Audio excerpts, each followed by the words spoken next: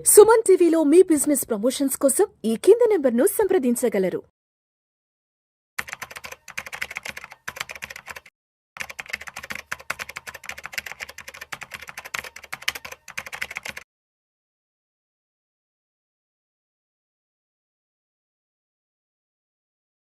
నమస్తే సార్. నమస్తే అండి. గిరిబాబు గారు, welcome to Vishnu talks. Thank you అండి. సార్, ఏంటి మార్కెట్లో పరిస్థితి అర్థం కావట్లేదు. ముందుకు మాత్రం కదలట్లేదు, బట్ వెనక్కి మాత్రం చాలా ఫాస్ట్ గా కిందకి వెళ్ళిపోతున్నాయి మార్కెట్లో. ఆల్మోస్ట్ 74,000కి వచ్చేసింది, 22,000కి నిఫ్టీ వచ్చేసింది. ఎస్పెషల్లీ ఎస్ఐపి ఇన్వెస్ట్మెంట్స్ చేసే వాళ్ళు చాలా మంది ఎస్ఐపిలు ఆపేస్తున్నారు. అవునండి. ఇంకొంతమంది పాజ్ లో పెడదాం అనుకుంటున్నారు. ఇంకొంతమంది రిడెంప్షన్ చేసేసుకుని హ్యాపీగా డబ్బులు తీసేసుకుని గోలంతా మనకు వద్దురా బాబు అని చెప్పేసి కొంతమంది అలా సైడ్ అయిపోతున్నారు. ఏంటి ప్రస్తుతానికి ఎస్ఐపి ఇన్వెస్ట్మెంట్స్ చేసే వాళ్ళ పరిస్థితి ఏంటి? జనాల డబ్బంతా గల్లంతా అయిపోయినట్లేనా? లేదండి, అస్సలు కాదు. యాక్చువల్గా మీరు గమనిస్తే ప్రతి ఒక్క ఇన్వెస్ట్మెంట్ ప్రోడక్ట్కి ఒక నిర్దిష్టమైన రిటర్న్ రేషియో ఉంటుంది. ఫర్ ఎగ్జాంపుల్, మీరు బ్యాంక్లో ఎఫ్డి చేస్తే 6.5% వస్తుంది. ఎవరైనా బ్యాంక్ వాళ్ళు కనుక నేను 15% ఇస్తా, 12% ఇస్తాను మా బ్యాంక్లో పెట్టండి అంటే మనం డౌట్ పడాలి. బికాస్ నార్మల్ సాధారణంగా బ్యాంకు 6-7% ఇస్తుంది కాబట్టి వాళ్ళు డబల్ ఇస్తున్నారంటే ఏదో జరుగుతోంది అని మనం డౌట్ పడాలి. ఓకే, అలాగే స్టాక్ మార్కెట్లో డైరెక్ట్ ఇన్వెస్ట్ చేసే వాళ్లకు స్టాక్ని పర్ఫార్మెన్స్ బట్టి ఒక 15-18% వస్తాయి డైరెక్ట్ ఇన్వెస్టర్స్కి. కానీ మ్యూచువల్ ఫండ్స్లో అంత రావు. సేఫ్గా కన్సిస్టెంట్గా over period of time with power of compounding తోటి 12-15% వస్తాయి. ఇది సహజంగా మ్యూచువల్ ఫండ్స్ ఇచ్చే రేట్ ఆఫ్ రిటర్న్. కానీ లాస్ట్ 4 years ఏమైంది? మీరు కనుక 2005, 6, 7 చూస్తే మార్కెట్ 6,000 సెన్సెక్స్ 21,000 వెళ్ళింది 5, 6, 7లో. అంటే ఆల్మోస్ట్ 3.5 times అయిపోయింది. 8లో రెసెషన్ పుణ్యమా అని కంప్లీట్గా డౌన్ అయిపోయి ఎక్కడైతే మొదలైందో 6,000, 7,000 సెన్సెక్స్ అక్కడికి పడిపోయి మళ్ళీ 20,000 సెన్సెక్స్ చూడడానికి 4-5 ఏళ్ళు పట్టింది. 2013లో కానీ చూడలే మనం 20,000 సెన్సెక్స్ 12-13లో. మళ్ళీ తర్వాత 2014లో మోడీ వచ్చినప్పుడు 24,000 ఉంది. దాని తర్వాత 2016 డిమానిటైజేషన్ అప్పుడు 29,000 నుంచి 25,000 పడిపోయింది. మళ్ళీ ఆ తర్వాత 2020లో 40,000కి వెళ్ళింది. 40 నుంచి మళ్ళీ కోవిడ్ పుణ్యమా అని 20,000కి వచ్చింది. మీరు ఈ జర్నీ గమనించండి. ఎక్కడ కూడా మార్కెట్స్ అబ్నార్మల్గా బిహేవ్ చేయలేదు 5, 6, 7 తప్పించి. సో ప్రతి సంవత్సరం కూడా 12-15 దాని యొక్క లక్షణం ప్రకారం ఇస్తున్నాయి. కానీ 2020 నుంచి ఏమైందంటే 2020 ఏప్రిల్లో 25,000 సెన్సెక్స్ అక్కడ నుంచి జర్నీ స్టార్ట్ అయ్యి బై 2024 సెప్టెంబర్ వరకల్లా 86,500 టచ్ అయిపోయింది. All time highs 86,000, Nifty 26,200+. అంటే ఎక్కడ 7,000 నిఫ్టీ, ఎక్కడ 25,000 సెన్సెక్స్, 25-26,000 సెన్సెక్స్, అక్కడి నుంచి 3.5 times పెరిగింది. ఈ జర్నీలో ఆల్మోస్ట్ మ్యూచువల్ ఫండ్స్లో రఫ్లీ అరౌండ్ 1 crore+ ఇన్వెస్టర్స్ ఉండేవాళ్ళు, అది 5 కోట్లు అయిపోయారు ఈ 4.5 ఏళ్లలో. అలాగే స్టాక్ మార్కెట్లో 2 కోట్ల డిమాట్లు ఉండేవి 20 కోట్ల డిమాట్లు అయిపోయాయి. అంటే ఇక్కడ ఎన్ని రెట్ల మంది ఎంత ఎక్కువగా ఇన్వెస్టర్స్ వచ్చారో గమనించండి. సో వీళ్ళందరూ కూడా కేవలం ఒక వన్ సైడ్ జర్నీ చూశారు. చాలా మందికి స్టాక్ మార్కెట్ అంటే పెరుగుద్ది, స్టాక్ మార్కెట్ అంటే 30-40 ఇస్తాయి, స్మాల్ క్యాప్స్ అంటే అవి ఇక మల్టిపుల్ రిటర్న్సే. పిఎస్యూ స్టాక్ చూడండి ఒక 3-4 times పెరిగిపోయాయి. డిఫెన్స్ స్టాక్ చూడండి 5-6 times పెరిగిపోయాయి. 5-6 times అంటే 300 రెట్లు, 400 రెట్లు, అంటే 300%. ఒక 20 రూపాయలది 100 రూపాయలు అయిపోవడము, 40 రూపాయలది 200 రూపాయలు అయిపోవడము, 100 రూపాయలది 500 రూపాయలు అయిపోవడం, ఇట్లా చాలా స్టాక్స్ చూసాం మనం. సో దాంతో స్టాక్ మార్కెట్లో పెడితే డబ్బులు వచ్చేస్తాయి, స్టాక్ మార్కెట్ అంటే డబ్బులు ఇచ్చేరే, స్టాక్ మార్కెట్ పడిపోద్ది అనే దాని లక్షణాన్ని మర్చిపోయారు అందరూ.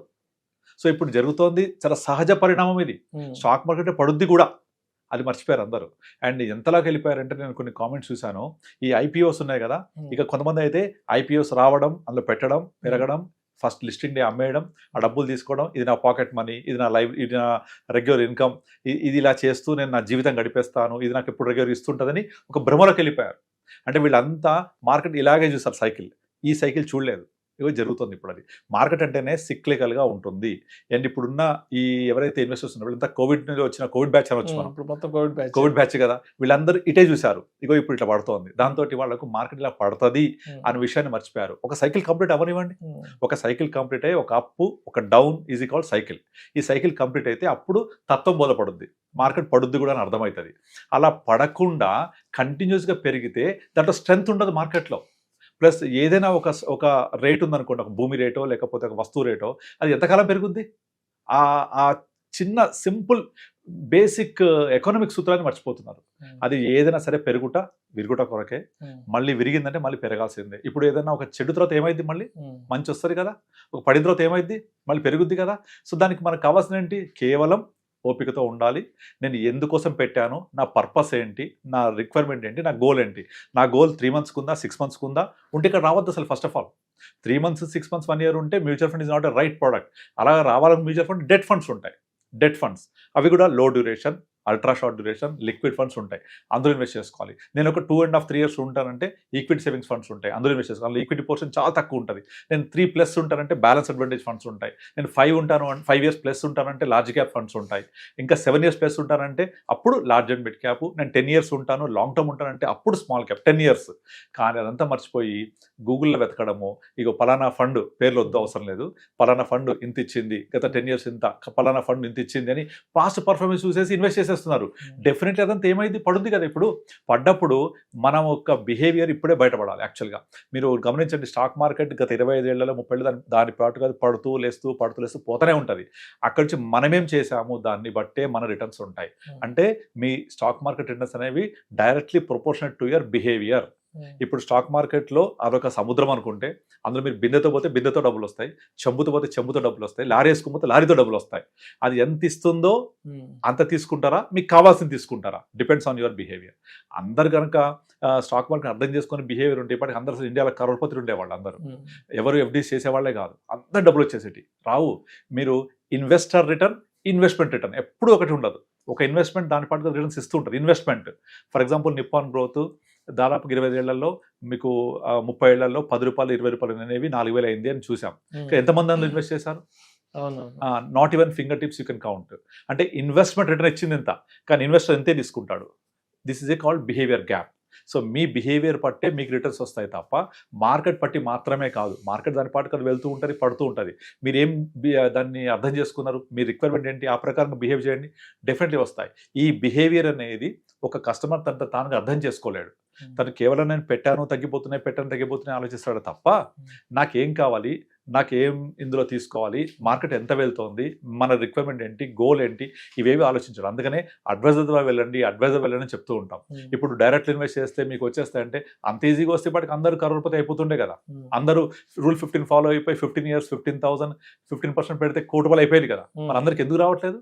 Show me 1%. చేయలేరు. అది that is called behavioural economics. ఇదంతా ఆ బిహేవియర్ బట్టి రిటర్న్స్ వస్తూ ఉంటాయి. ఇంకోటి గమనిస్తే మీరు సిప్పులు ఆపేస్తున్నారు న్యూస్ అవుతున్నామా? యాక్చువల్గా సిప్ ఆపాలా పెంచాలా? ఇప్పుడు చెప్పండి. ఇప్పుడు మార్కెట్ ఎంత ఫాల్లో ఉంది కాబట్టి యూనిట్స్ కొనుక్కోవాలి మనం. ఎక్కువ యూనిట్స్ రావాలి అంటే కంటిన్యూ చేయాలి ఎస్ఐపిని. అది మానేసి మార్కెట్ పడిపోతుంది కదా ఇప్పుడు తీసేద్దాము, మార్కెట్ పెరిగాక మళ్ళీ పెడదాం. ఎప్పుడు మారుతారు ఇంకా? సో ఇదే చేసి స్పెక్యులేషన్ మళ్ళీ. ఇప్పుడు ఎఫ్ఐఐస్ వచ్చారు, ఎఫ్ఐఆర్ వెళ్ళిపోయారు అంటే FII is a trader kind of thing. అతను ప్రపంచంలో ఎక్కడెక్కడో కంట్రీస్లో డబ్బులు కలెక్ట్ చేసుకుంటాడు, తను నచ్చిన కంట్రీలో ఎక్కడ తక్కువ ఉందో అక్కడ ఇన్వెస్ట్ చేసుకుంటాడు, తను విత్డ్రా చేసుకుంటాడు. That is their business. FII వెళ్ళిపోతే ఇండియాకి ఏం ప్రాబ్లం లేదు. అదంతా కూడా మన లోకల్ ఇన్వెస్టర్స్కి ఒక ఆపర్చునిటీ తీసుకోవాలి, మన డొమెస్టిక్ ఇన్వెస్టర్స్కి ఆపర్చునిటీ తీసుకొని వాళ్ళు ఈ మార్కెట్లో ఫాలో అవుతుంది కదా, ఎస్ ఐ గోట్ ఆపర్చునిటీ. నేను అప్పుడు ₹100 కొన్న స్టాక్ ఇప్పుడు నాకు ₹70 వచ్చింది, కొనుక్కోవాలి. ₹100 ఉన్న ఫండ్ అనేవి ఇవాళ 70కి వచ్చింది లేదా 80కి వచ్చింది, కొనుక్కోవాలి. ఎందుకు? మళ్ళీ పోద్దిగా, మళ్ళీ పెరగాల్సిందేగా. మనం ఇక్కడ ఎప్పుడు అర్థం చేసుకోవాలంటే మన ఇండియన్ ఎకానమీకి అంతర్లీనంగా ఒక గ్రోత్ స్టోరీ ఉంది.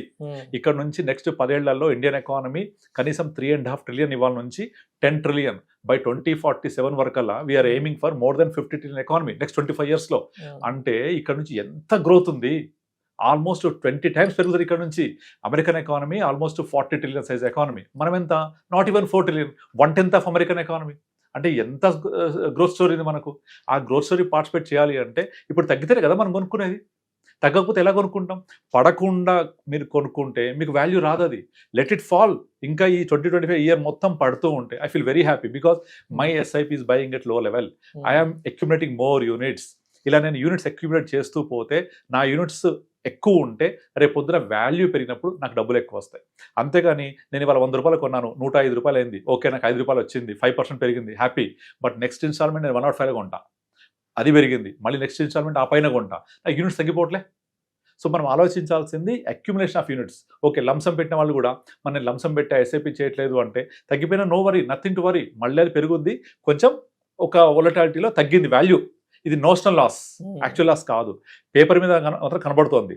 ఈ నోషనల్ లాస్ ని మీరు యాక్చువల్ లాస్ ఎప్పుడు చేసుకుంటే అమ్మేస్తే. అమ్మొద్దు. మన గోల్ ఏంటి, దానికోసం వెయిట్ చేయండి. ఇప్పుడు క్వశ్చన్ వస్తుంది, ఏంటి నిజంగా పెరుగుద్దా మళ్ళీ మార్కెట్, మళ్ళీ వెళ్తుందా, అండ్ ఇన్వెస్ట్ చేసేప్పుడేమో మార్కెట్ ఆల్ టైమ్ హై ఉంది కదా ఇప్పుడు చేయొచ్చా ఇన్వెస్ట్ చేయమంటే. ఇప్పుడు చూస్తేనేమో పడిపోయింది కదా మళ్ళీ పెరుగుద్దా అంటే డెఫినెట్లీ పెరుగుద్ది. మనం ఎక్కడ ఇన్వెస్ట్ చేస్తున్నాము, Indian stock market. What is Indian stock market? It's a combination of all stocks, అంటే కంపెనీస్. ఇవన్నీ ఏంటి, ఏదో ఒక ప్రోడక్టో ఏదో ఒక సర్వీసో జనరేట్ చేస్తూ ఉంటాయి. ఎనీ కంపెనీ ఓనర్ నా కంపెనీ బిజినెస్ పెరగొద్దని ఆలోచిస్తాడా? పెరగడానికే ప్రయత్నం చేస్తాడు, పెంచడానికి ప్రయత్నం చేస్తాడు. సో ప్రతి ఒక్క కంపెనీ గ్రోత్ అయితేనే ఉంటుంది, కానీ పడుతూ లేస్తూ. ఎవరు లీనియర్ ఇలా వెళ్ళరు, ఇలా వెళ్ళరు. కనుక ఆ కంపెనీ ఇచ్చే సర్వీసో ప్రోడక్టో ఎవరి కోసం, మనుషుల కోసం, మన కోసమే. సో మనం ఉన్నంత కాలం ఆ కంపెనీ యొక్క ప్రోడక్ట్ సర్వీసు నడుస్తూనే ఉంటుంది, మనం యూజ్ చేస్తూనే ఉంటాం, వాటి యొక్క బిజినెస్ పెరుగుతూనే ఉంటుంది, వాటి యొక్క గ్రోత్ పెరుగుతూనే ఉంటుంది, షేర్ ప్రైస్ పెరుగుతూనే ఉంటుంది. అక్కడ కదా ఇన్వెస్ట్ చేసేది. ఇప్పుడు యుద్ధం వచ్చిందని మనం బ్రష్ చేయడం మానేయం కదా. అంటే కాల్గేట్ పామోలివ్ బిజినెస్ అవుతున్నట్టే, మనం ఫోన్లు మాట్లాడుతున్నాం కదా, ఎయిర్టెల్ జియో వాళ్ళ బిజినెస్ నడుస్తున్నట్టే. బ్యాంక్ వెళ్తున్నామా, హెచ్డిఎఫ్సి, ఎస్బీఐ, స్టేట్ బ్యాంక్, ఇవన్నీ బిజినెస్ నడుస్తున్నట్టే. ప్రతి ఒక్కటి మీరు వేసుకున్న సూట్ టెక్స్టైల్ కంపెనీ ప్రొడ్యూస్ చేసింది, మనం కూర్చున్న స్టూడియో ఏదో ఒక ఇండస్ట్రీ ప్రొడ్యూస్ చేసింది, ఇది రియల్ ఎస్టేట్ కన్స్ట్రక్షన్ అవుతుంది, స్టీల్, సిమెంట్, ఇవన్నీ ప్రతిదీ బిజినెస్ నడుస్తుంది కదా, పెరుగుతూనే ఉంటాయి. ఫర్ టైం బీయింగ్ పడుతులేస్తుంది. మీ కెరియర్లో మీ డౌన్ఫాల్ లేదా? ఈసీజీ గ్రాఫ్లో డౌన్ఫాల్ ఉండదా అంటే అర్థం ఏంటి, మీరు లైవ్ ఉన్నట్టు. అది ఈసీజీ గ్రాఫ్ ఇలాగ ఉంటే మనిషి లేనట్టు. ఈసీజీ గ్రాఫ్లో కూడా ఇలాగే ఉంటుంది గ్రాఫ్ అంతా, అంటే పర్సనేజ్ లైవ్. సో ప్రతి దానికి పడితేనే పెరుగుద్ది, పెరిగితేనే మళ్ళీ పడాలి. అప్పుడే ఫండ్ మేనేజర్కి ఇక్కడ లెవెల్లో కొనడానికి స్కోప్ దొరుకుద్ది. పెరగకపోతే అమ్మలేడు, పడకపోతే కొనలేడు. Regular cash flow. కనుక ఇది ఒకటి అర్థం చేసుకుంటే ఎస్ఐపి ఆపాల వద్ద మీకే అర్థమవుతుంది. So this accumulation period. దీని తర్వాత వాల్యూ గ్రోత్ పీరియడ్ వస్తుంది, అప్పుడు ఎంజాయ్ చేయండి.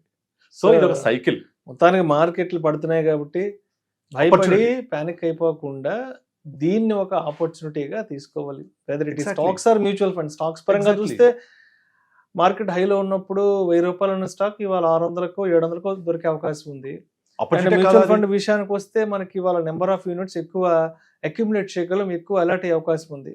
ఎగ్జాక్ట్లీ. సో మొత్తానికి పానిక్ బయటకు వెళ్ళిపోకుండా, సో కింద పడ్డా కూడా భయపడకుండా, సో ఇప్పుడు కూడా మనదే పై చేయి అని మనం అనుకోవాలి. Heads you win, tiles also you win.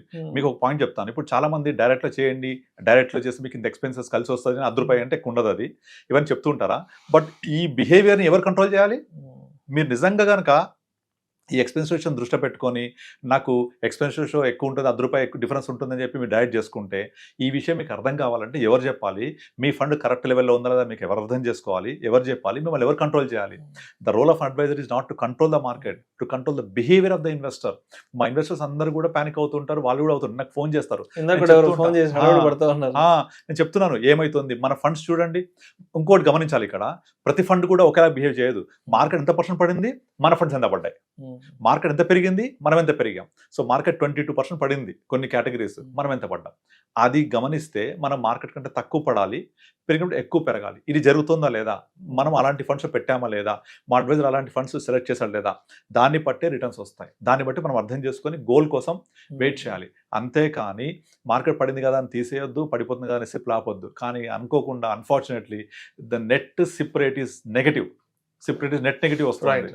చాలా దారుణం. అది అర్థం చేసుకోవాలి. ఈ బిహేవియర్ మారితేనే ప్రతి ఒక్కళ్ళు కూడా నిజంగా కరోడ్పతి అవుతారు. సో మొత్తానికి మార్కెట్ ఇలా వెళ్ళిందంటే ఎంటర్ అయ్యే వాళ్ళు తక్కువ ఉంటారు. కరెక్ట్. సో మార్కెట్ ఇలా వచ్చిందంటే సో అందరూ ఎంటర్ అవ్వడానికి ఆపర్చునిటీ వస్తుంది కదా, దొరుకుతుంది మార్కెట్.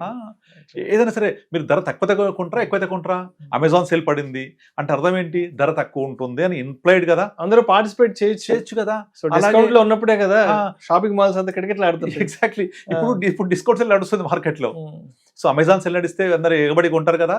ఇప్పుడు స్టాక్ మార్కెట్ లో విపరీతమైన డిస్కౌంట్ సేల్ నడుస్తుంది, కొనుక్కోండి.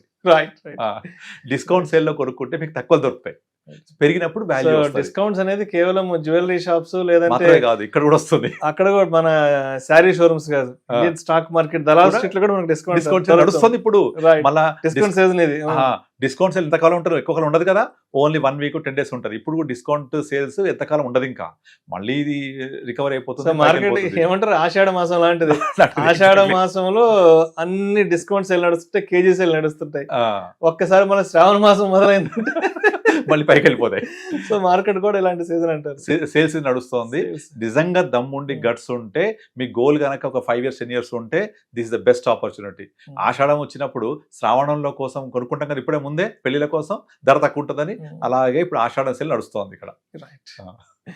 Thank you sir. Thank you so much Giribabu garu. Thank you అండి.